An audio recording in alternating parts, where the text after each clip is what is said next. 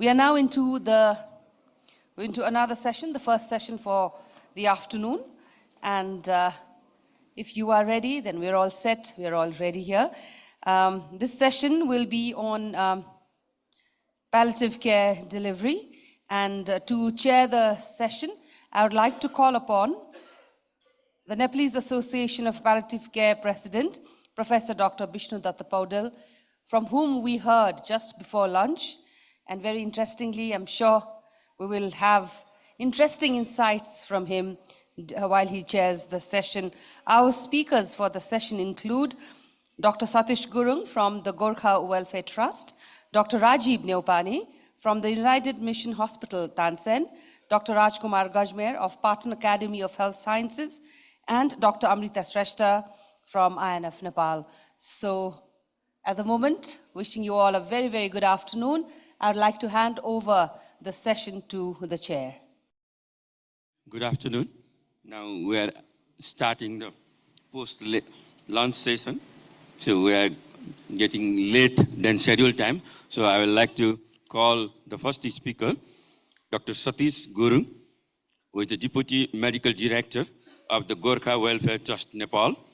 The Satish Gurung has been working for the Gorkha Welfare Trust, Nepal for over 15 years, currently as a medical deputy director, while the team of 30 doctors and over 100 other health professionals is responsible to ensure the highest possible quality of primary health care for Gorkha veterans in Nepal, including rehabilitation and palliative care.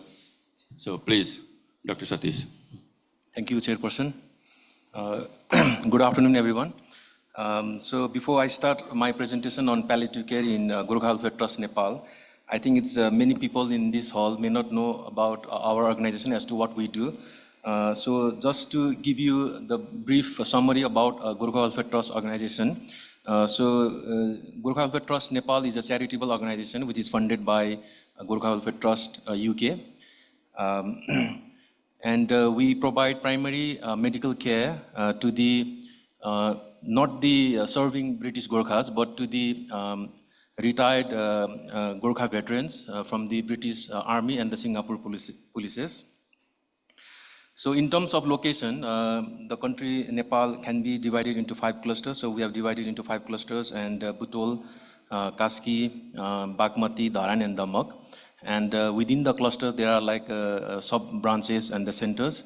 In Nepal, so we have like 21 primary healthcare services or the clinic or outpatient centers that we provide clinic services to our retired veterans throughout the Nepals, free of cost. And apart from the medical part we also do the other things like building water taps and building schools and the minor projects like repairing schools and the water and the sanitation program working, and also the medical camps in a very rural part of Nepal, purely for the local community. So in terms of population that we provide, we currently have like 23,000 pensioners and dependents that we look after. And if I am to divide the age-wise, from 76 years and above, we have like around 11,000 plus veterans that we look after, so which comprises of 50% of the total population. But if I am to take the data from the 65 years and above, so we are like around 18,000, so which comprises of 80% of the total population. So this clearly means that the majority of our clients or beneficiaries are elderly people or the geriatric population. So apart from running the clinic, because of the elderly population, so they may not be able to come to our clinic or the centers. So what we do is we reach out to them. So we provide door-to-door home treatment, home visits and all those things. So in terms of data, so we have around 1,000 pensioners or dependent, which can be categorized as bedbound or the housebound. So basically we target our home visit for these groups of pensioners who are unable to come to our center for medical facilities. So the reason that I have this exact number of data is because since past 7-8 years, we have been using a medical information system the good electronic medical records, so where we have like the patient details for every patient's, the consultations history, the diagnosis and the prescription and everything. And the other thing is like we also have a known number of populations, because we only look after the ex-veterans, so we have the fixed or the known number of the people, so which makes us easy to follow up them, and then have a continuous consultation with those our beneficiaries. So the palliative care in Gorkha Welfare Trust in Nepal. Now I would like to go into the presentation. So today, because the theme itself is like the palliative care in the rural Nepal, so I have prepared the presentation mainly for the work that we do in the rural part of Nepal, so excluding the services that we deliver in the clinics. So in terms of palliative care, the first thing that comes in my mind is the multidisciplinary team. So like anywhere, everywhere, we also have a MDT team of doctors, nurses, physiotherapists, health assistants, and the pharmacists, counselor, and everything. So it's a group of team that we are able to achieve this. As you know that the majority of our pensioners are like elderly people, so most of them are like actually diagnosed case of chronic disease management. Now, when I actually extracted the data of our pensioners or beneficiaries diagnosed with hypertension, diabetes, or COPD, so it actually comes to be around 15,000 plus, so which comprises around the 68% of our total population. So this is either hypertension or diabetes or COPD or the combinations of both, or it could be like all three in one in the patient. So the reason that we do chronic disease management is mainly to have an active follow-up, which helps to slow down the progression of the disease and thus enhancing the quality of the life. So last fiscal year in 2023-24, we managed to do around 1,000 CDM, chronic disease management for diabetes, COPD, and hypertension. This is something that we need to escalate every year.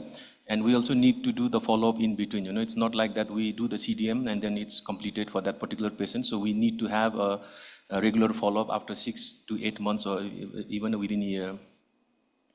And apart from the chronic disease management, it's a comprehensive actually process which is done by our senior nurse. It usually takes around 45 minutes. It has the assessment from the head to toe.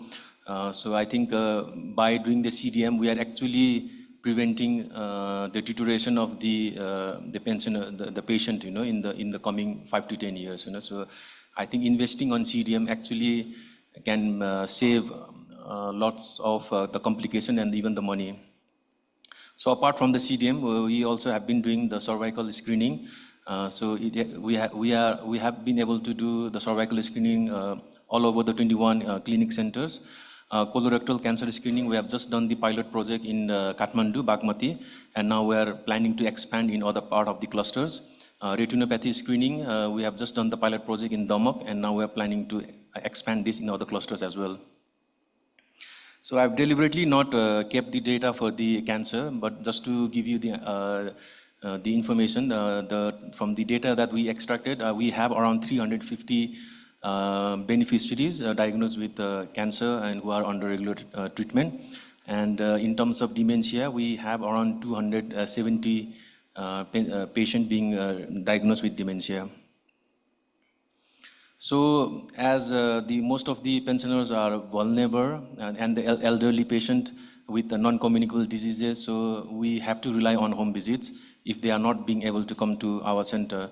So being in the Nepal, the home visits are not easy because most of our home visits, we rely on transport, but sometimes due to the difficult terrain, we also need to do on foot for several hours. And basically during the monsoon season, it's very difficult to achieve the home visits because of the landslide, the road condition, etc. So after all those hours of spending and trying to reach the pensioner's house, so it has to be a comprehensive. Otherwise, there is no point just seeing the patient in 10 minutes or 5 minutes. So we do a comprehensive assessment to the pensioners, such as the procedures. If it is a COPD, then the spirometry. For like hypertension cases, we can do the ECG, smart heart, and hearing aid fitting, and all those things can be done. The rehab parts, the counseling part, the medication review and all those things. And sometimes we also found some of the pensioners are in a very deteriorated condition. So if we found our patient in such condition, we also try to rescue them by arranging ambulance, so that sort of facilities are also done by us. So the last fiscal year, we had around 10,000 home visits being done throughout the Nepal, and around 120,000 face-to-face consultations were done. So we also rely lots on telephone consultation, which was discussed this morning. I think during the COVID time, that was very helpful, the telephone consultation, and we are even continuing them now for the stable cases. So the thing in palliative care is like we're trying to provide the holistic care or holistic approach with the patient-centered care.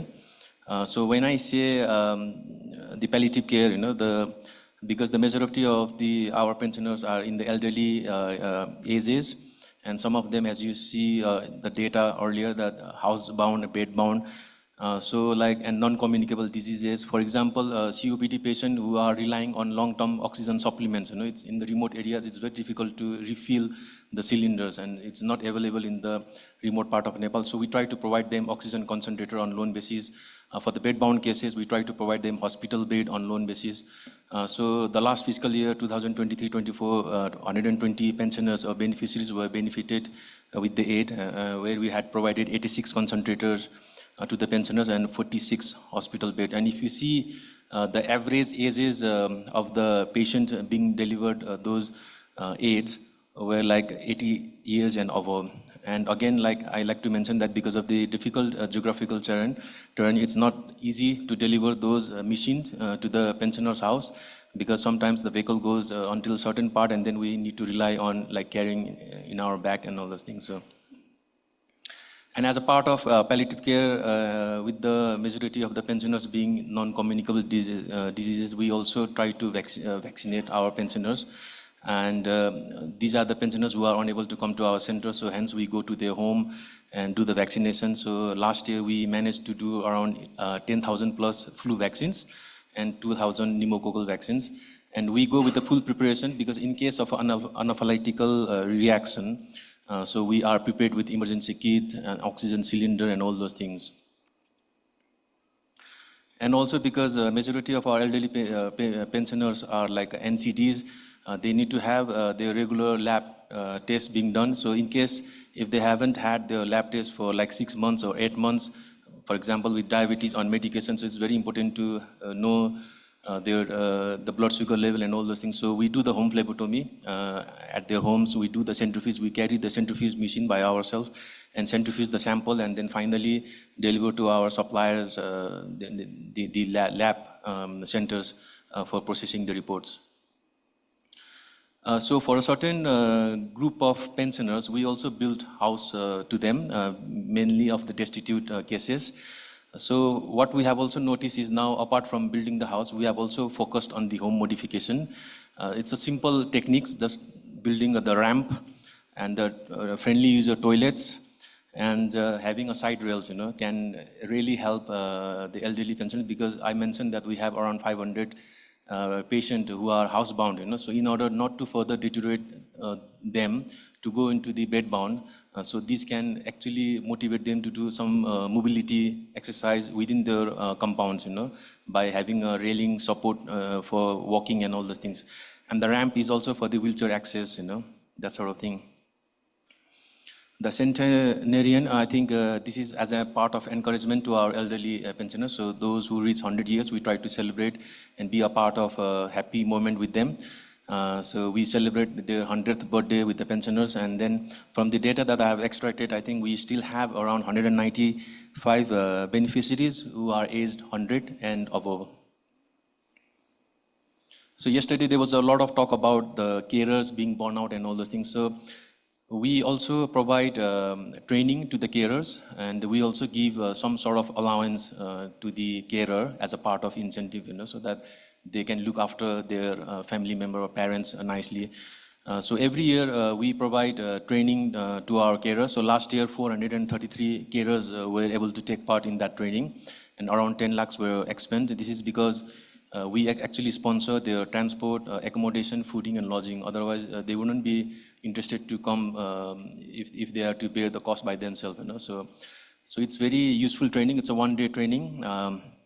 Like we mentioned this morning also, so we basically talk about the carers, they share their experiences, and we teach them about the position changing for bedbound, the transport technique from bed to wheelchair, wheelchair to bed, and the usage of the electric air mattresses. And for example, if the patient is COPD on inhaler, so the correct usage of inhaler. If the patient are on diabetic patient with insulin, the correct techniques of using the insulin. So that sort of things are being trained in that one-day training to the carers.